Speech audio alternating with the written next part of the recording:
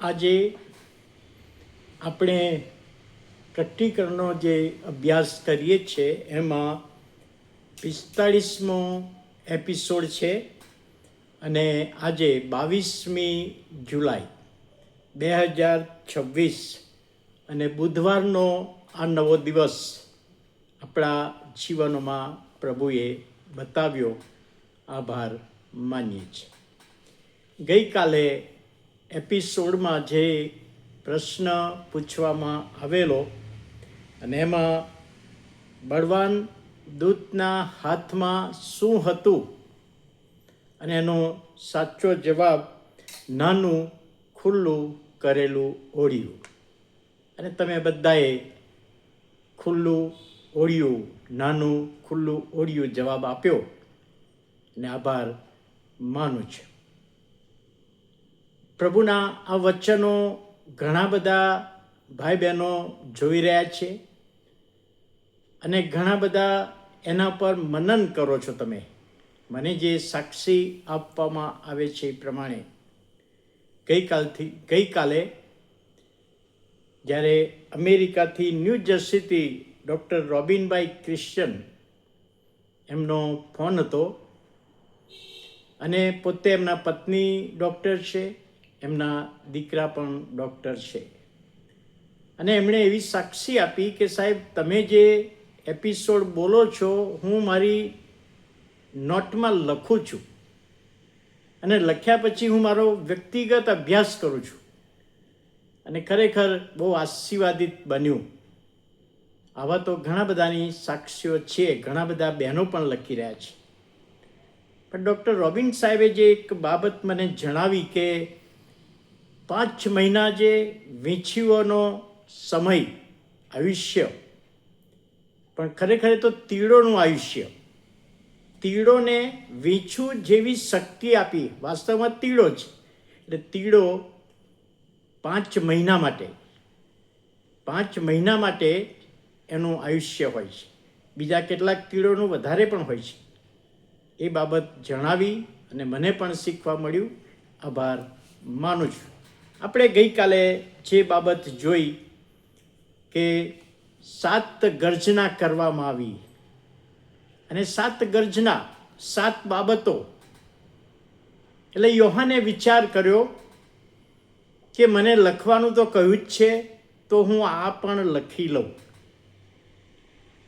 અને તે વખતે 10મો અધ્યાય અને 4થી કલમમાં જે વચન આજનું છે, જ્યારે તે 7 ગર્જના બોલી ત્યારે તેઓએ જે કહ્યું તે હું લખી લેવાનો હતો. યોહાન કહે છે હું લખી લેવાનો હતો, પણ આકાશમાંથી, સ્વર્ગમાંથી ઈશ્વર તરફથી એક વાણી આવી અને કહ્યું કે 7 ગર્જનાઓ જે વાતો કહી તે તું મુદ્રા કર અને લખીશ નહીં. એટલે મને સ્વર્ગમાંથી, બીજા અર્થમાં આકાશમાંથી, બીજા અર્થમાં ઈશ્વર તરફથી અવાજ આવ્યો કે બીજું બધું લખ્યું બરાબર છે પણ આ લખવાનું નથી, આને મુદ્રિત કર, આ 7 બાબતોને મુદ્રિત કર. અને યોહાન કહે છે મેં લખવાનું જાણે કે પડતું મૂક્યું, લખ્યું નહીં. હવે આ સંબંધી ઘણી બધી વ્યક્તિઓ પોતપોતાના મંતવ્યો આપે છે કે 7 ગર્જના, 7 વાણીઓ એ શું હશે?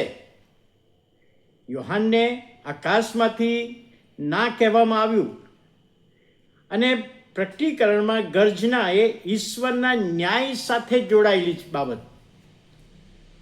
પ્રકટીકરણમાં ગર્જના શબ્દ ઘણી બધી વખતે આવે છે, આપણે વાંચીએ ત્યારે.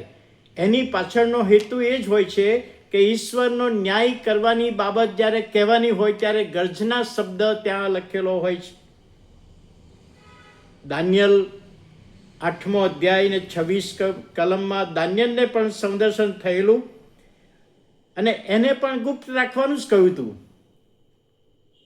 હવે જે 7 ગર્જના થઈ છે એ શું છે? એના માટે કેટલાક બાઇબલ અભ્યાસીઓ અનુમાન કરે છે.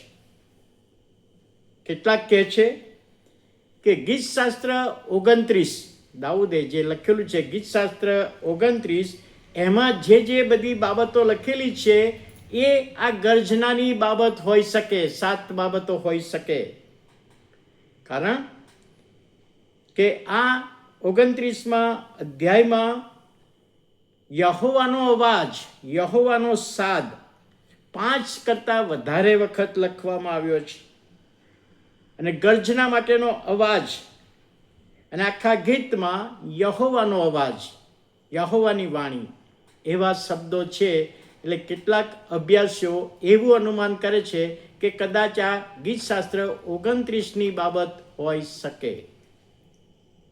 તો બીજા કેટલાક બાઇબલ અભ્યાસીઓ અનુમાન કરે છે કે 7 કોપના પ્યાલા જે રેડવાના બાકી છે, 7 મુદ્રા, 7 રણસિંગડા અને હવે 7 પ્યાલા, તો એ 7 પ્યાલા અંગેની માહિતી હોઈ શકે એવું કેટલાકનું માનવું છે.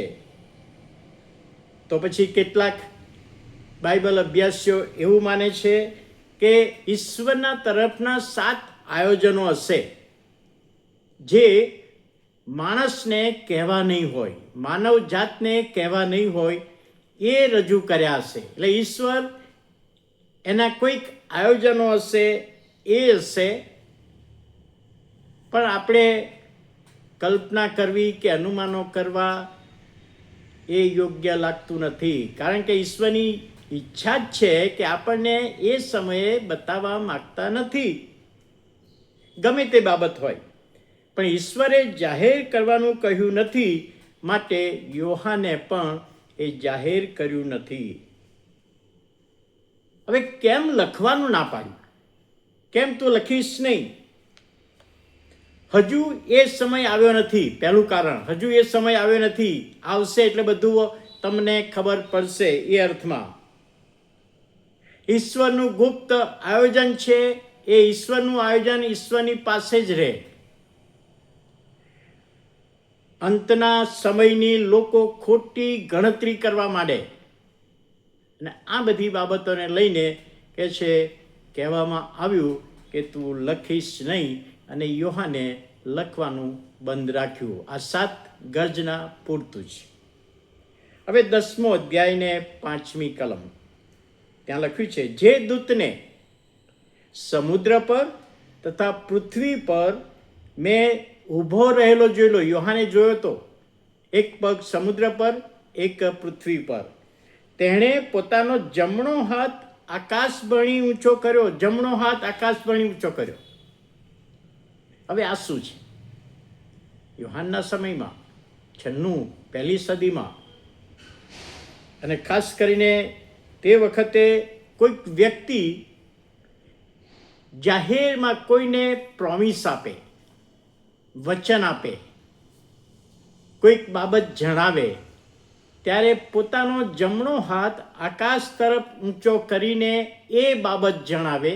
એનો અર્થ કે ઈશ્વરને હું સાક્ષી રાખીને કહું છું કે હું જે કહું છું તે સાચું જ છે, એ ખોટું નથી,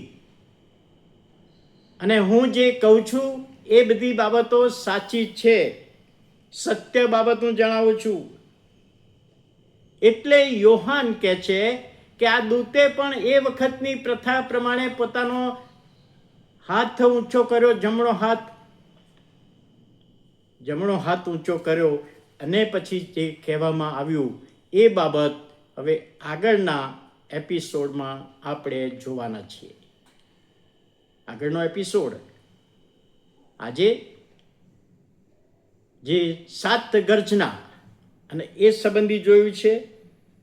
ત્યારે જે ગર્જના ઈશ્વરનો ન્યાયની બાબત બતાવવામાં આવી છે, ન્યાયકાળનો સમય બતાવવામાં આવ્યો છે, અને એટલા માટે કહે છે એ 7 ગર્જનાઓને લખવાની ના પાડી. જ્યારે આપણે આગળ જોવાના છીએ એમાં વધુ સ્પષ્ટ એ બાબત થશે. પરંતુ આજે આ મનન સમજવામાં પ્રભુ આપણી સહાય કરે.